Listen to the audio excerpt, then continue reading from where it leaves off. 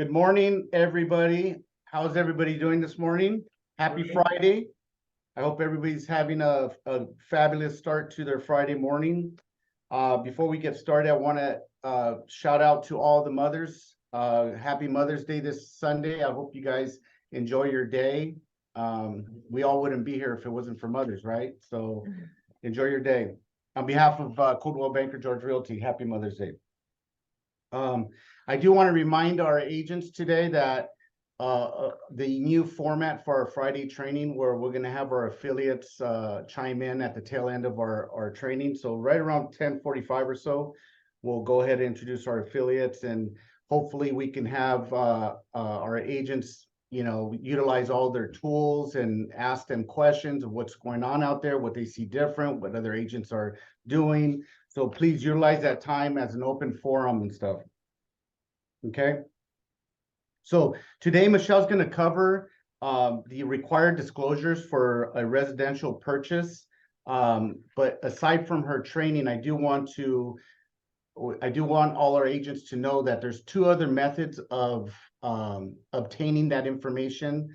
The first way you can ensure that you're having all the proper disclosures is utilizing our Zip Form Plus Broker Edition. So if you're using this edition and you choose your applicable transaction, your disclosures will automatically populate into your folder. So that's one way to ensure that. The other way is through accessing the actual checklist through your CBGR agent login website. And you know what? I'm going to show you guys right now exactly how to access that. So I can just, let's see, I'm going to go to, all right. Michelle, can you see my screen? Yes. All right, so I have it under my favorites. So you basically just go into your agent login, which is this. So if you see this, you're in the right place, okay? You're going to go into agent resources right here, the first button, you click there. You scroll down. This has a bunch of resources, by the way, too. So when you have a moment, just navigate through it and get familiar with everything that's on here.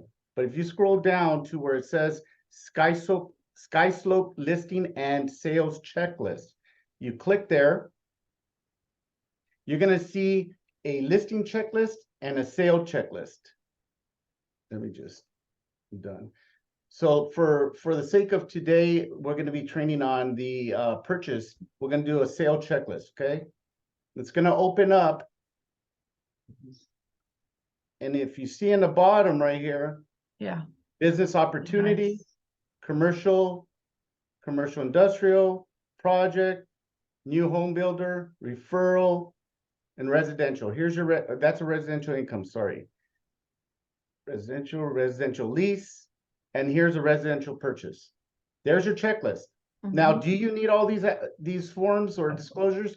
Probably not, but it gives you everything that you can potentially need for a transaction.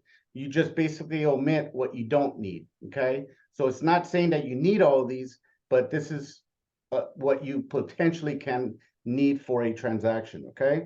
So again, that's located in your agent website, okay?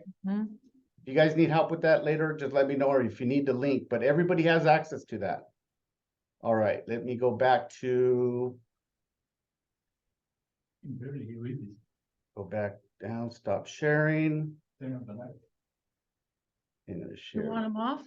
Yeah, if you want. So Sure. there's two ways. Again, Zip Forms Plus Broker Edition, which you guys should be using, okay? It's free. Coldwell Banker George Realty pays for it, so you might as well utilize it, okay? If you're not utilizing that, then you're not going to be able to take advantage of the templates.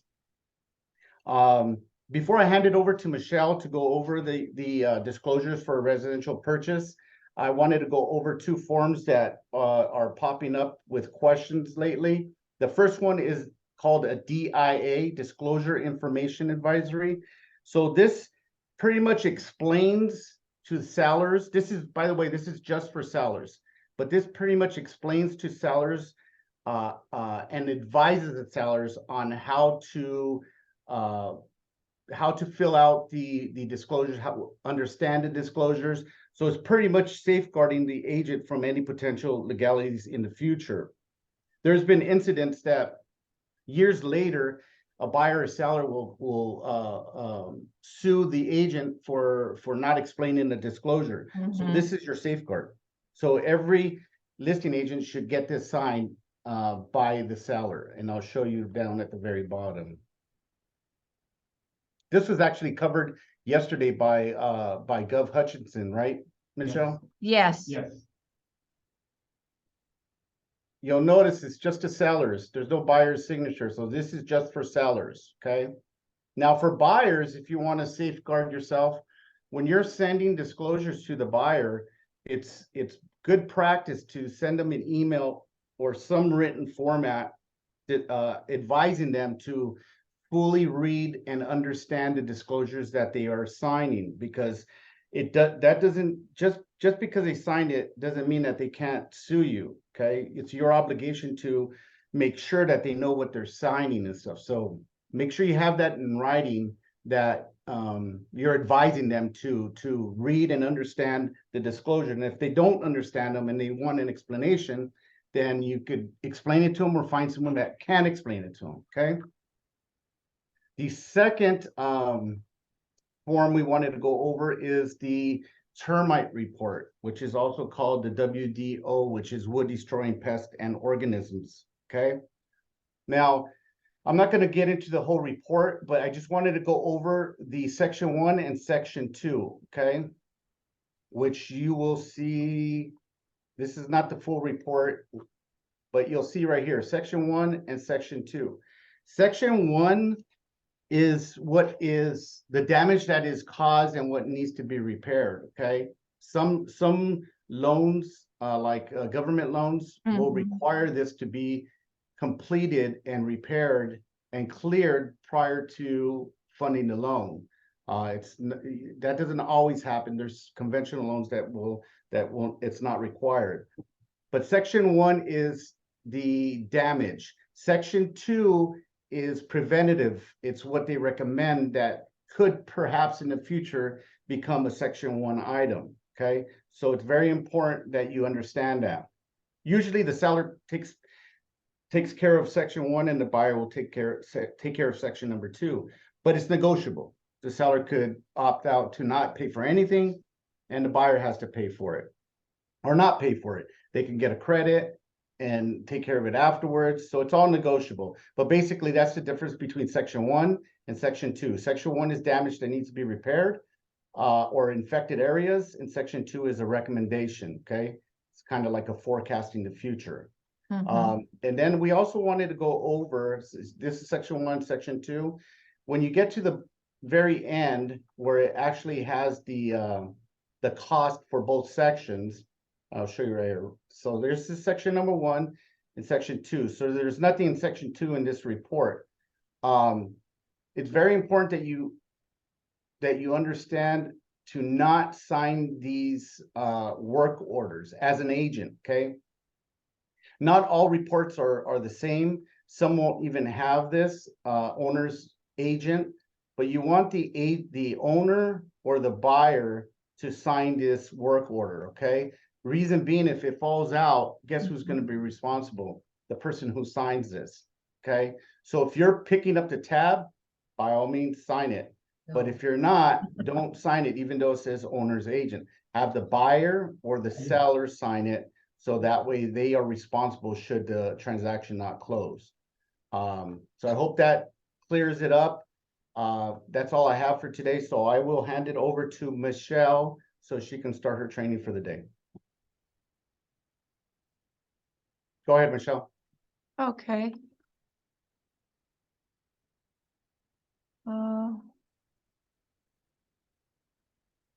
Just a moment. Let me get my screen back up. Just hit share. Yeah, I got it. Good. Okay. There we go. All right. Can you guys see it? Yeah, how do I get rid of this box? Yeah, hang on. I don't see a box, Michelle. You don't? Okay.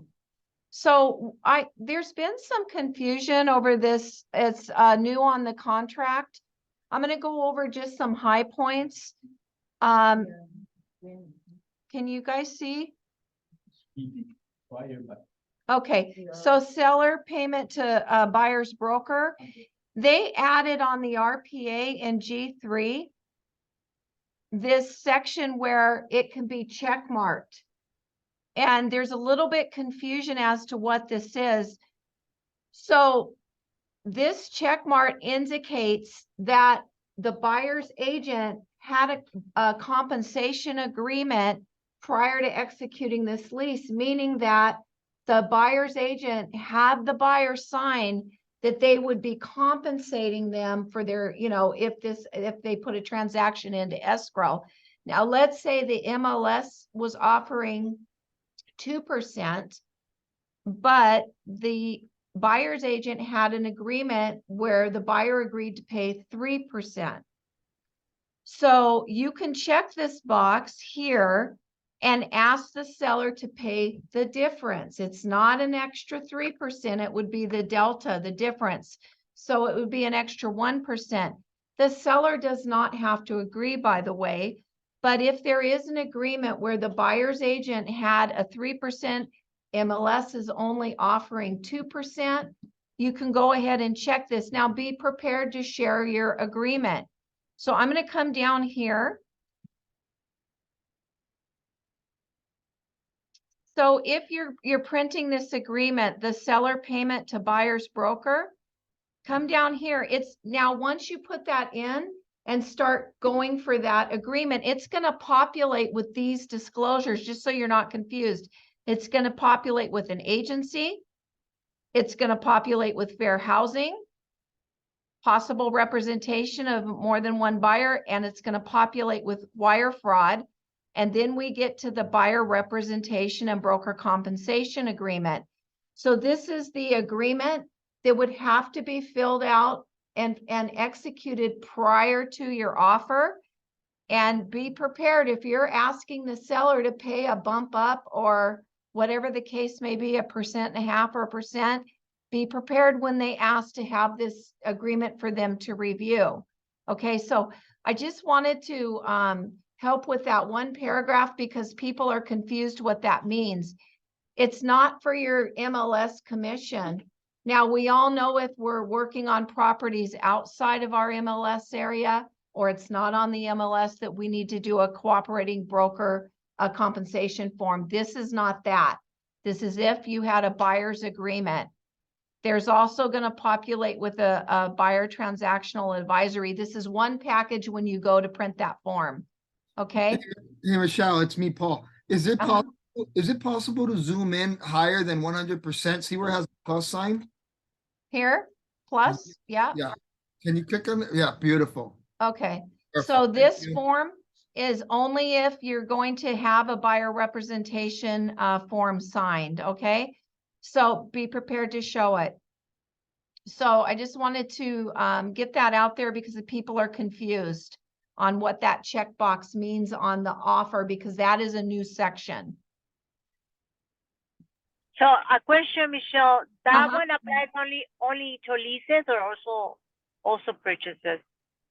That can apply to both, I believe. Here, let me come up. Let me see. Compensation.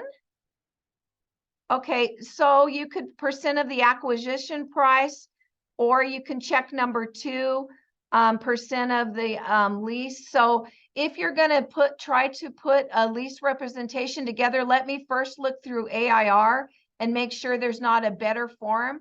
And I'll get back to you next week because I don't want to misdirect you. Let me see if there's one that's already created on AIR. And if it is, we'll send it out and we'll make sure and address it at the top of the meeting next week. Okay? Thank you. Because some leases, as that's a really good question, can be quite high in dollar amount. Warehouses, things like that, bigger square footages.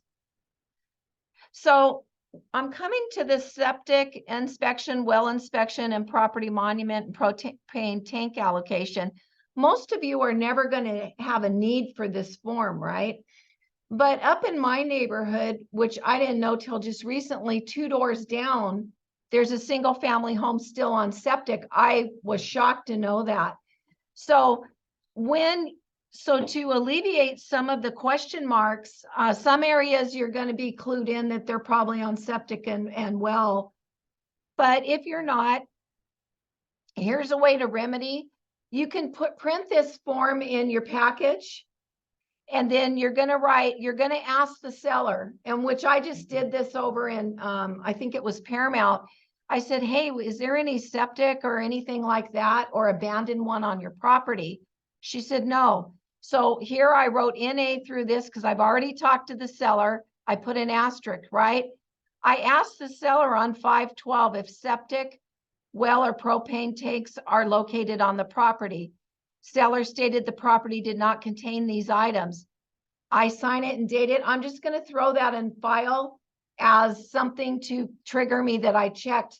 You don't have to do this, but for me, it's a good precaution that I checked because I would have never thought my neighbor 2 doors down was on a septic. There was an issue where there was an abandoned septic tank. And the person, the deal closed, and then nobody advised the buyer of that abandoned septic tank. Maybe people didn't know, but however, they started digging for a pool. So, that can cause issues, and then everybody gets involved. So if you want to be crystal clear, you can print that form and just put an NA. It's just contemporaneous notes for your file, okay? So that you asked. Yeah, and most of the time around here, you're going to be fine. But like I said, in South Pasadena, there are still homes, and even one on my street with a septic, okay? Michelle, can I add something? Yes, please, Ruben. So also, if you're communicating via email or text, you could also print that and put it in the file. So this will safeguard you in the future, because I mean, we're getting lawsuits from 2 years ago, Yeah. Everybody knows that California is sue happy. So just protect yourself. If you do have that communication on paper, just print it before you delete it and put it in the file. That's a great idea. You could just say, hey, just as a second check on just as a curiosity and something I need to ask on a text message or an email, are there any of these items? And then you can just print that email, but you want to make sure you're asking, because you would be very surprised where the buried septic tank occurred. I was surprised there was even a septic tank here when I heard of the lawsuit. So you just want to ask. It's not something to be afraid of. It's just documenting your file and assisting the seller in doing their due diligence, to make sure they're disclosing what they need to. Hey, Michelle, would you need to get a response from the agent or the seller? No, you need to. Okay, so when you're I'm mainly talking to listing agents. I would ask the seller myself, or like I said, I'm going to document something, but Ruben suggests putting it in writing. I do too.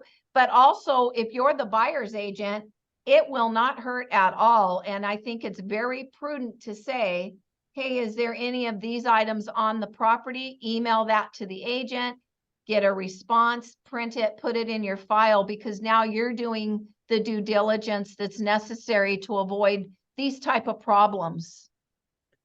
Just to add to that, Michelle, Paul, and to answer your question, Paul, so often we communicate with our clients, whether it be a buyer or seller, and we leave it at that. Like, for instance, Paul, you tell me something about the property and I believe you. So, I leave it at that. But it's good practice to put it on paper. Just say, hey, I'm just going to email you really quick if you could just respond, or if they respond saying, hey, yeah, there's no septic tank or this or that, whatever the disclosure is about, and then just print it and put it in the file and stuff, because that verbiage, that talk that you had with the seller, that's going to be hearsay in court because nobody else heard it except for you and him. That's it. Yeah, and just as a tickler, if you're working a file, bring that in so it reminds you to do your email. if they don't, if you're a buyer's agent and the seller's agent, you know, doesn't answer, you could request it a couple of times, but generally they're going to answer you. They'll ask the seller and write back to you. Okay. So just make sure as a tickler, you guys ask about that, because you'd be surprised where some of this stuff is that we're not even aware of. So this is a sales documentation checklist. I'm not going to go through each individual disclosure. Ruben and I are very willing to hold a separate class if you want to go over writing disclosures and or how you, not you writing them, but how you would direct your client in filling them out. We're happy to do that. If a group wants to come for live training, we're happy to do that. But today I'm just going to go over. Now you saw where Ruben pulled up where you can find these lists. And also if you're doing it, what's it called, Ruben, through the, where it's already populated, Zip? Zip Forms plus Broker Edition. Now, if you're accessing Zip Forms through your CRMLS, that's not the Broker Edition, okay? So if you have questions about that, I'll address them after the class. So here on this is such a nice form, by the way. It lists everything that you may need, but I've highlighted the ones that are already attached to your RPA. So this is really nice. And this list, you could print this list, and if you're have a sky slope where you want to put it on and write on it, you can add that in a on file, you know, just to keep a tick list. But like he said, if you use Zip Forms, you've got all your disclosures. And this even goes in to the closing documents. This was prepared by Anna Flores. These are very nice lists. So it goes also into the closing documents. And you could print this, write on it, like if it's done or it's not applicable to your transaction. I highly recommend some format of checklist, because let's face it, folks, there's a lot of paper. So we just want to make sure that we have everything that we are going to need. Okay. So the required disclosures plus the NHD is a required disclosure, right, for residential. So there are statutory disclosures. We went over this couple of maybe a month ago, but it bears repeating. Ruben and I were at training at the board, and they did mention the statutory disclosures. Those have rescission rights. So even if you had already turned over, let's say, a TDS, but you needed to update the TDS, you found something out or something was omitted that needed to be included, they get 5 days to review that, the other side, whether or not on statutory, I'm only talking statutory closure, their contingency was already removed. So these statutories are extremely important to have them done ASAP, and those will include these: the transfer disclosure, TDS, fire hardening. It may or may not be applicable on the deal, but if it's in a high or very high fire zone, it is a statutory. Your natural hazard disclosure statement is another statutory, and as we tell you to go ahead and get those ordered right when you take the listing. The SPQ is statutory. Now, maybe you have an exempt seller that won't be required to perform the TDS or SPQ. In that case, exempt seller disclosure, ESD, becomes statutory. This special tax assessment, Mello-Roos, this is found in the NHD or the prelim. This is a statutory requirement disclosure, but it's already done for you in the NHD, usually is where I find it. Now, lead-based paint is also required if the property was built prior to 1978. So make sure that you're getting the disclosures out quickly when you're on a transaction. I would recommend that even though you have the 7 days, the seller usually has 7 days via contract, I would have these out within the first 2 to 3 days, you know, because you want to be able to gather yourself, be watching the contingency periods and everything else that goes on in escrow. So certain sellers are exempt. And I have this typed up for you. If anybody wants this form, I'm happy to provide it to you. I think these checklists are great because when somebody's talking statutory disclosures, then you'll know exactly what they're talking about. But make sure that at a minimum, you get those out quickly, okay? The statutory. I recommend the whole package. And then here's the ESD if they're exempt, okay? Question, Michelle. Yes, What's the name of that form? which one? The one with that lists all the disclosures? Okay, so the one that All the lists all, required disclosures. oh, okay, that form you can find on our website. The one that shows everything. This we, Correct. okay, so this Anna Flores has created and she's also updating it. This is on our website for all types of transactions. They'll be headed with, like, there'll be one for commercial. I really recommend, I routinely print these out and I'm check marking them or writing a red NA on them. I do this because I'm checking myself. So I recommend that you go to our website if you're not using the Zip Form Plus, or even if you want a paper checklist to go ahead and print these out. Thank you. Any other questions before we move on? This is Camelia. Can we also use SkySlope as our checklist? Yeah, I mean, That might be an Anna question. Anna, you want to chime in? She's probably having problems with her speaker. yeah, you can use it because presumably all of the forms that are required, you know, have where you load the form in, you can use that too. I'm a visual person on paper, and some of us like paper, some of us don't. We're more electronically based, but for me, I use paper, check. And I also know how to do SkySlope and upload, but I don't know what it is. I just like my checklist filled out for Michelle? myself. Michelle, Go ahead, you hear me? Anna. So the purpose of the checklist, which are on our website, I've created a checklist for each different type on the listing side, on the sales side. And the reason why you go there first to get the checklist, so when you're doing your listing or you're doing your sale, you already know ahead of time what is required. Yeah, once you set up your transaction on SkySlope, you'll have your current checklist that you can use. But prior to that, I have a lot of agents that say, hey, can you give me a cheat sheet to tell me what I'm gonna need on this sale or what I'm gonna need on the listing? So that's why I went into our website and we created a checklist for the sales side and the listing side on every type of transaction that we handle here. Thank you, Anna, for creating that list. That helps a lot. Yeah, it's very useful. Yeah, go ahead, Ruben. Yeah, you said to send everything within 1 week, 7 days. If you send it after that, We need to change they get 5 days automatically? Or- Yeah, so the contract, it depends, you know, some cash contracts, the days are gonna be amended, right? Your contingency periods. So sometimes the seller, you know, they may even amend down to the seller will provide all disclosures within 3 days. It depends on your transaction. But let's say you only have a 10-day contingency period. You do not want to wait 7 days because now you're adding to the contingency because you weren't ready.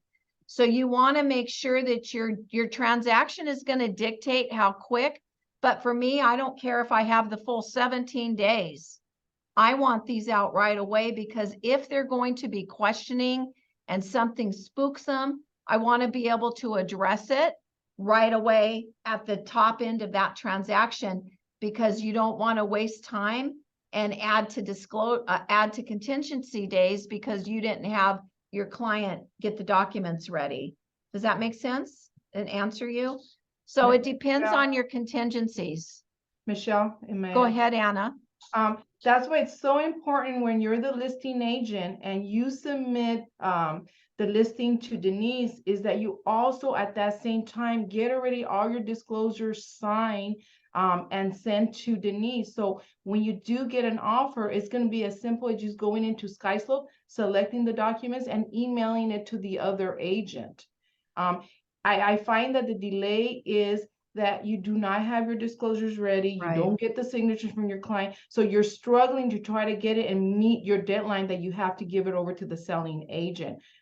So Denise will constantly, when she gets a listing, she'll send an update, hey, I'm missing all the disclosures. Yes, Yeah. I've set up your listing, but I need these disclosures. And it's very important that you really take the time and review every disclosure to make sure everything has been answered. You did get all initials, signatures, and date. For instance, the TDS, you have a date on the top that everybody misses, filling it in. Right here. Right right here. here. And then on the corner here, inspection, these 3 items here, reports, additional inspection, you need to check one of them. I'm gonna tell you that 95% of the time, the one that is checked is no substitute disclosure for this transferred, okay? But again, it's depending on what the deal is. And then the other thing I noticed is under does the property owner live on the property or not, on page 1? Yeah, a seller is or not, that's always missed. On the second page to the top portion, where it says if there is our seller aware of any, that also gets missed a lot of the time. And you gotta remember, if you answer yes on something, you gotta give an explanation. That a lot of times is missed too. So what happens is you end up going back and forth, trying to get this document done between you and the selling agent. So we try to review all that on the listing side to see if it was missed, to try to alert you ahead of time. But again, this is very important that you get all your disclosures signed by the seller at the time of the listing. Remember, when you go in and do your listing on Zip Form Plus, it already has all your documents. You already could have them. And you want to capture your client at the time that the marriage, before the divorce takes place. Because after Yes. the divorce, you're not going to get anything from them. Right. I have a question, Michelle. It could be a very immature or basic question. Typically, when you're signing, let's say, a listing agreement, is that also a great time to get all the disclosures complete at Yes. that same sitting? Yes. Yes, okay, so yes, it is recommended, but let's say you're with somebody that just can't sit that long. What I've done a couple of times is I'll say, I know this is, first of all, get the listing, right? You want that listing agreement signed. Set all this aside and get that listing. You could say, would you have time to go through the disclosures? If not, I can come back tomorrow. If you go and all they can do is sign the listing, by all means get that, but we want those disclosures right up front. So maybe it's too tiring for them to sit through all of this, in one sitting. Go back the next day and get the disclosures done. You've already secured your listing. Just don't wait. If they're too tired or they don't want to do all that all at once, go back the next day. And plus you're showing great service by doing that. And you can pre-email, if you have to go back a second day, which I've done, I've pre-emailed all the disclosures. Here's the disclosures we're going to be discussing, and for you to fill out. So don't wait, please, because especially on these statutory disclosures, we don't want to be the reason that a contingency gets extended. Now, I looked in the chat box, Camilla, good point, mentioned that if there's something big wrong with the property, like let's say you have a leaky roof or something and it's going onto the disclosures, you may want to get those disclosures out right away. I don't recommend, and somebody can chime in with their opinion, but for me, I'm not going to make that disclosure an attachment to any counter I send, because then it goes out to the lenders.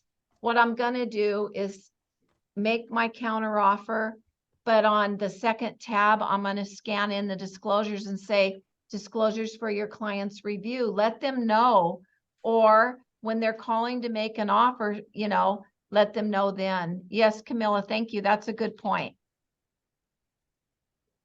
Does that answer your question, Paul?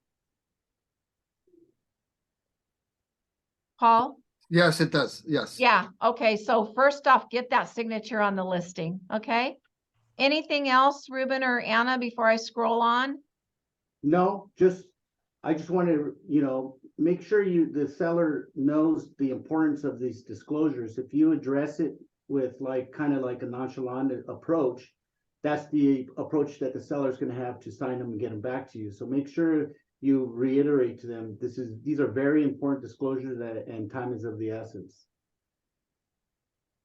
And then, also we've said this a lot of times, but see attached AVID is how we normally do it here at Coldwell Banker George Realty. So by check marking that, you need to have your AVID completed and executed and attached to this TDS.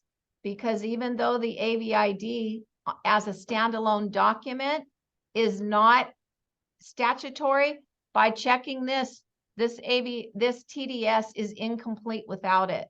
Okay, so if you check this box, which is what we recommend, then make sure that this is fully complete and attached and signed by the seller. And Michelle, a lot of times the agents are confused. There is 2 AVIDs required, one from the listing side and one from Yes. the selling side. Yeah, Coldwell Banker requires an AVID no matter what. Yeah. If the other side decides to check, instead of putting an AVID, indicate notes, then that's fine. Yeah. I will document on SkySlope that, refer to TDS, no AVID needed for listing side or selling side. But we here at Coldwell Banker, we always require the AVID.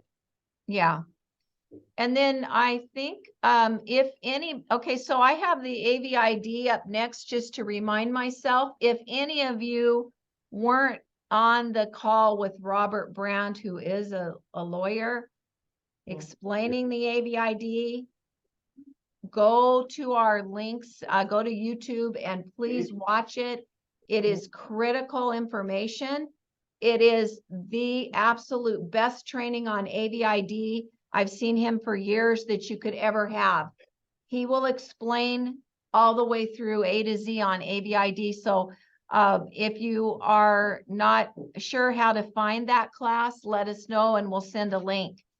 So I've just put this up to remind myself, please watch that, everybody. It is fantastic training, the best of the best. That is actually on the agent website as well, under training. Oh, great. Thank you, Ruben. Thank you. So I'm not going to go through each individual form because like I said, Ruben and I are available to do a live class with agents that want to sit and ask questions about the form in more depth. We're willing to sit here and train everybody, go over how you're going to talk to your seller on getting the forms, go over how you're going to go over them, talk to your buyer about signing them.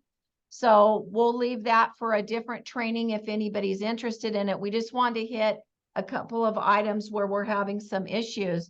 So always remember that the Coldwell Banker George Realty addendum is required.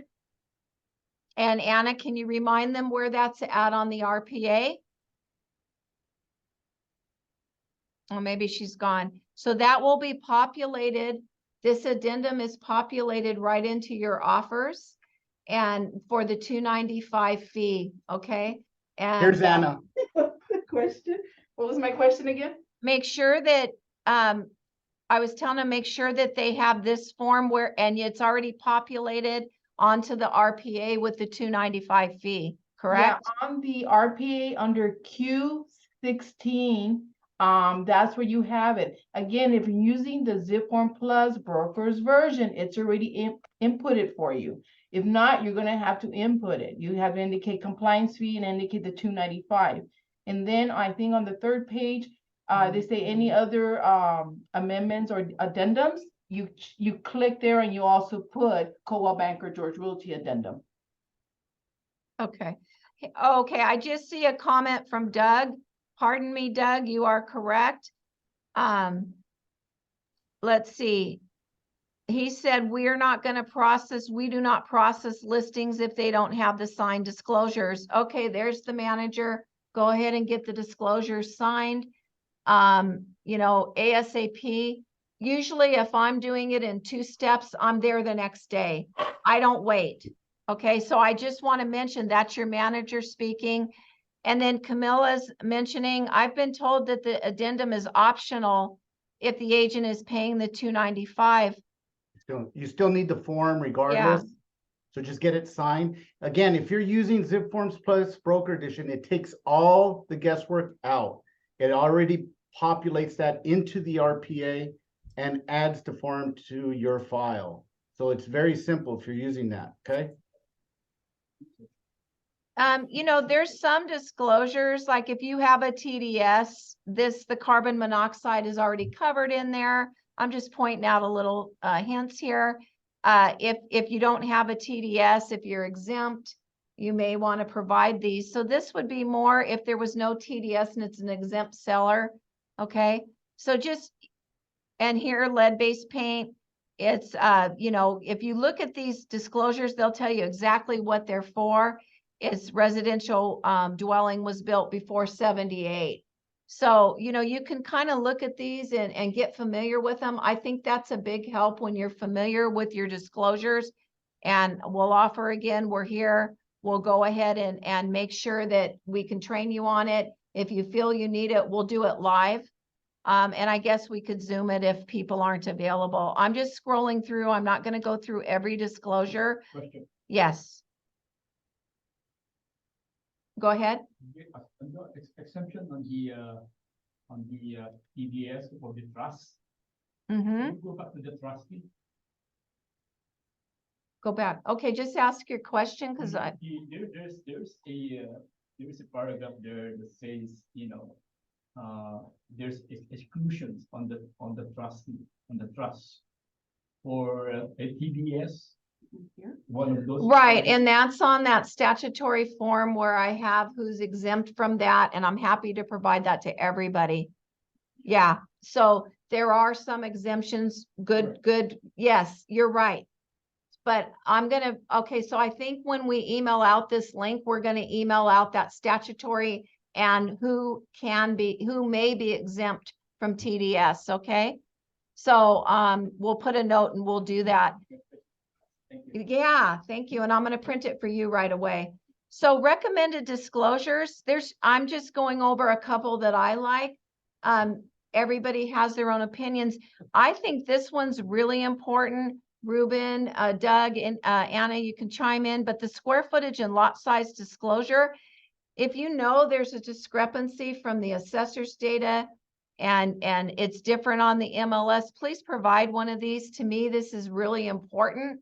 Disclosure, if there's a discrepancy in the bedroom count, bathroom count, something like that, I recommend square footage and lot disclosure advisory. So if you notice that the assessor's data doesn't match the record of the seller or something like that, you can fill out this form and provide it to the seller to sign and to the buyer. Okay?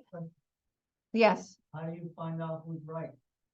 You're just disclosing. You're not an inspector, you're not a contractor, you're not an appraiser. We don't recommend that you measure it, but a lot of times the appraisers are measuring, right? So it's not finding out who's right, it's disclosing a material fact that the assessor's data says this, but this is what is presented on the MLS. So make sure if you have a discrepancy, I'll let the managers chime in if they have something more to say about that. Please use this. And I've used it. We had a discrepancy at a home in San Marino where the whole bottom bedroom was not included. And then when the appraiser came, they did knock that out and not consider it for the appraisal. So if you notice assessor's data versus what the sellers have information on, please fill this out. And if you have that come up, come to us and we'll help you fill it out together, okay? I like receipt for reports. Now, why do I like this so much? Because if I'm giving any kind of lease document or tenant estoppels, I like it for that. I also like it here, and I have used this for this. So we sold a building. There was previous a property with previous documentation and inspection and environmental. So we check, prepared by and date. Even if it was a year old, we're still going to include it if, you know, Of course, the seller gives it to you to include. But if you have additional disclosures to include, receipt for reports, I love this form. I like it a lot because I think that it's very helpful to us. It even has, if you delivered a report via a link, you can put that here. The link and the report, you can check that. So that's if you have additional reports, the buyer would sign off on this that they had indeed received them. And Michelle, I can you like, hear me? yes, Okay, I just want to make sure it's working now. Thank you. okay. Oh, John's here. Thank you, John. Okay, parking and storage You're disclosure. welcome. Yeah, I appreciate you. Parking and storage disclosure. I like this if you're selling a PUD, townhome, anything like that where there's parking spaces assigned. I think it's good to provide this because you don't want any mistakes on what parking spot belongs to if it's not an attached garage. Okay. Can you just put that in the visual, agent visual inspection? You can, but for me, I like the seller to sign because I haven't inspected everything to make sure, gee, was that really assigned? It is because they've been parking there, right? But I want the seller to sign what that space number is if that comes up. Because so most of the times the ones that we're selling, like a townhome's gonna have an attached garage. But if they're numbered spaces, I like this form, I prefer it. Just so that it's from the seller saying, hey, space 28 is assigned to this unit or whatever. Okay. So market conditions advisory, I love this as well, the MCA. I like to provide this. I think it's a good disclosure that the real estate markets are cyclical and can change over time. Doesn't hurt to provide this disclosure. So that's just my disclosures that I like. Now, if the buyer is buying in a homeowners association, I like this disclosure as well to provide to the buyer. Okay, so this is a homeowners association advisor. I like this a lot. If you're selling a property that there's an HOA on it, doesn't hurt to provide this to the buyer to sign. Okay. So those are just my favorites of additional disclosures that I like that I think are very protective. And we are right at time for our wonderful affiliates. And if there's any questions, go ahead and ask them in the box. Let's let our affiliates introduce themselves and then we'll continue on. Okay, Ruben, take it away. Thanks, Michelle. Amazing. I appreciate all the input and training. So if you have any questions regarding the training, just hang around afterwards and we'll answer them at that time. Okay. I'm going to go ahead and introduce our affiliates for today. Let's go ahead and get started with Judy Chow. How are you? How are the rates doing? Judy? You have to unmute yourself, Judy. Good morning. Today's 30-year fix is not too bad. It's 5.5. Wow. That's a full documentation. Well, yeah, it's not bad. 30-year fix. 5.5, not bad at all. Not bad at all. Let's get back into fours, right? Tough one. You can talk to you can talk to the Federal Reserve. Really, Well, I'll be happy as long as they just stay improving. there, right? As long as they stay where they're at, That's right. that'll be good.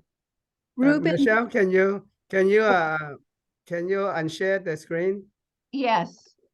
Thank you. yeah, that way we could see the Zoom, Yeah. the And you Yeah. know what? Let's go ahead and stop recording, Michelle. Okay.